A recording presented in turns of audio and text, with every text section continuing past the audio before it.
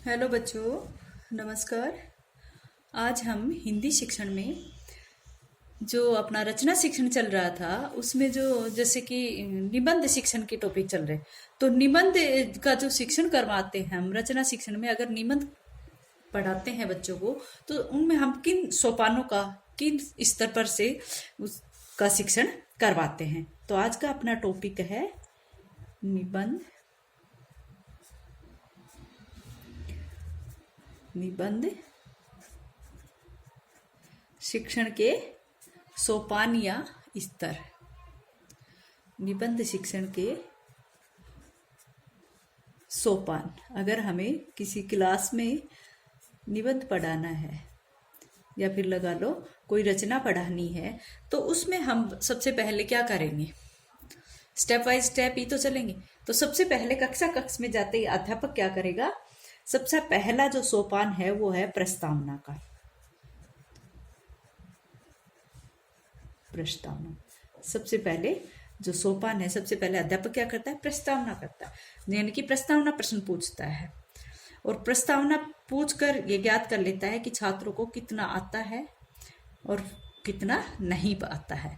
फिर वो उन बालकों को नवीन विषय की तरफ ले जाता है। प्रस्तावना का जो आप सभी जानते हो कि जो 5वां क्वेश्चन या चौथा क्वेश्चन समस्यात्मक है, उसके माध्यम से उसका प्रकरण निकलना आता है और फिर अध्यापक क्या करता है, नवीन विषय की तरफ बढ़ता है, अपने नवीन विषय का प्रकरण का नाम बताएगा। नेक्स्ट जो सोपान है उसके बाद क्या करेगा, आप सभी पाठ योजना बनाते हो तो उसमें नेक्स्ट जो सोपान आता है निबंध शिक्षण में, उद्देश्य कथन, उद्देश्य बोल दिया, उद्देश्य कथन, यानी कि दूसरा क्या होता है, जब उस नवीन विषय की तरफ अध्यापक ले जा रहा है तो सेकंड स्टेप जो आएगी वो क्या है, उद्देश्य कथन की। यानी कि प्रस्तावना के क्वेश्चन पूछकर अध्यापक क्या कर रहा है, वहां पर बच्चों के पूर्व ज्ञान से परिचित हो जाता है कि बच्चे कितना जानते हैं और कितना नहीं। फिर नवीन विषय की का नाम बताते हैं और फिर अध्यापक क्या करेगा, अपना उद्देश्य कथन बोलेगा। प्रस्तावना के बाद छात्रों को बता देना चाहिए कि मैं आपको वो फलाना या अमुक विषय पढ़ाऊंगा। आज हम लोग इस निबंध के ऊपर बात करेंगे, ठीक है। तीसरा स्टेप क्या है, प्रस्तुतिकरण। प्रस्तुतिकरण में क्या करता है अध्यापक,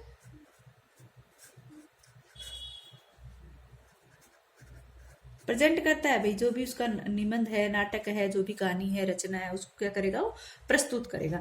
यानी कि निर्धारित विषय पर छात्रों से प्रश्न पूछेगा और छात्र उनका उत्तर देंगे। इस प्रकार प्रश्नोत्तर की सहायता से विषय का विकास करेगा। जैसे रचना शिक्षण में मैंने आपको बताया कि प्रश्नों के माध्यम से, एक प्रश्नावली विधि के माध्यम से भी रचना शिक्षण करवाया जाता है। उसमें अध्यापक पूछेगा कि हमारे देश में कौन कौन से त्योहार मनाए जाते हैं, और फिर कहेगा कि दीपों का त्योहार कौन सा है, जो दीपावली है वो किस महीने में मनाई जाती है। इस तरह से वो पाठ का विकास करेगा। जब प्रस्तुतिकरण करेगा तो किसी विधि से भी कर सकता है, वो अनुकरण विधि से भी कर सकता है, वो प्रवचन विधि से भी कर सकता है, या फिर वो प्रश्नावली विधि से भी अपने निबंध को प्रेजेंट कर सकता है, ठीक है।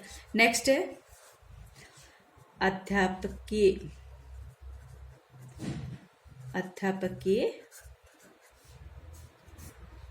कथन।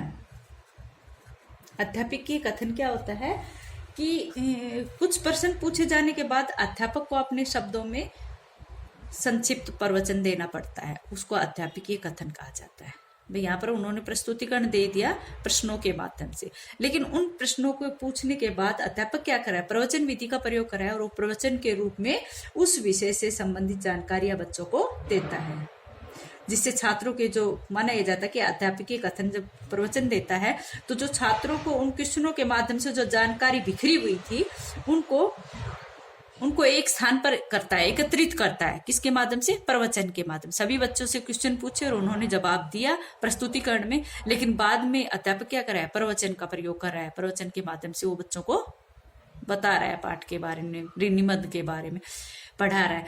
तो वहां पर क्या हो रहा है कि बच्चों ने जो जानकारियां ली थी वो सब इकट्ठी हो जाती है। नेक्स्ट जो है वो है विकासात्मक क्वेश्चन।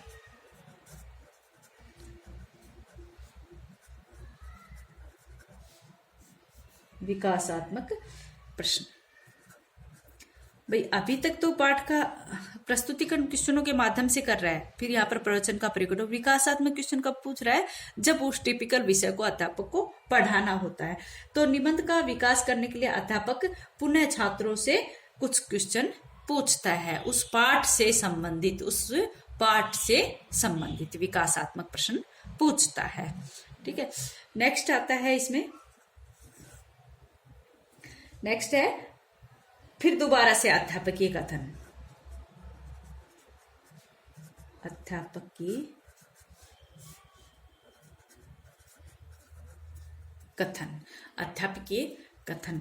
आप सब कहोगे मैडम ये पहले भी अध्यापकीय कथन, लेकिन ये पाठ का जो निबंध है उसमें इस तरह से क्यों किया गया है कि निबंध पढ़ाना एक प्रकार से बोरियत का महसूस करना ना। ठीक है, तो निबंध में बच्चों का तारतम्य बने रहे, बच्चों को एक साथ सक्रिय रखने के लिए सारी औपचारिकताएं करनी पड़ती हैं।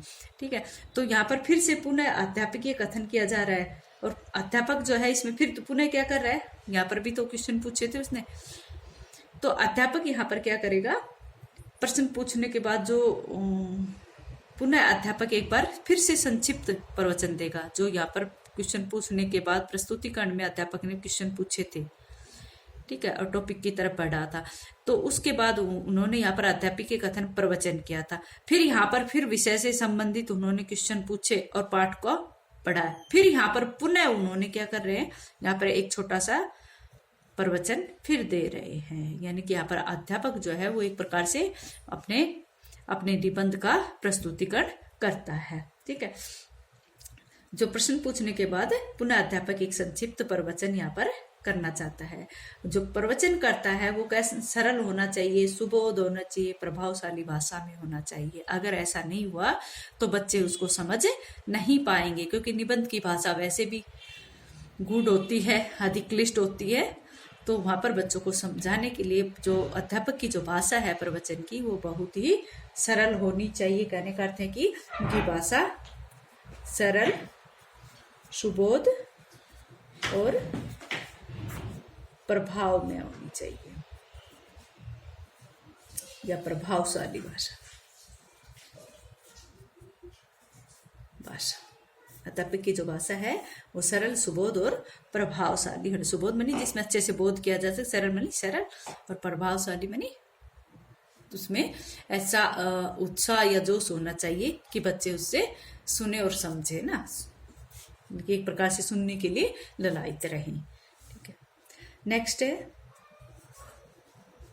कक्षा कार्य। इतना कार्य करवाने के बाद अध्यापक क्या कर रहा है, यहाँ पर फिर से छात्रों को उस निबंध को अपने शब्दों में लिखने का आदेश देता है, और छात्र कक्षा में ही बैठकर उस निबंध को लिखेंगे। भाई अध्यापक ने इतना कार्य कर दिया, प्रश्नों के माध्यम से और प्रवचन के माध्यम से उन्होंने पूरे पाठ को, निबंध को पढ़ा दिया है, और अब कक्षा कार्य करवाएगा कि जो मैंने आज पढ़ाया है उनको आप अपने शब्दों में लिखो। अध्यापक उनको ये कहेगा कि जो मैंने पढ़ाया है उसको आप अपने शब्दों में लिखो। पूरा का पूरा तो बच्चे नहीं, लेकिन बच्चे अपनी तरफ से उस पाठ को अगर समझें, अगर उन्होंने बोध किया है, तो वो बच्चे इसमें इस निबंध के बारे में कुछ ना कुछ लिख सकेंगे। एक प्रकार से उसका छोटा सा निबंध तैयार करेंगे। नेक्स्ट है निरीक्षण एवं संशोधन। ये जब मैं पाठ योजना कराऊंगी आपको, उस सब में ये सब ही आएगा। आपकी हिंदी की पाठ योजना जो होगी, जो आपकी गद्य की पाठ योजना है, उसमें इन सब चीजों का हम प्रयोग करेंगे, सिर्फ छोड़े कि विकासात्मक प्रश्न को। ठीक है, निरीक्षण एवं संशोधन कार्य। और निरीक्षण एवं संशोधन कार्य क्या होता है अपनी पाठ योजना में, कि अध्यापक देखता है कि बच्चे कार्य कर रहे हैं कि नहीं, लिख रहे हैं कि नहीं।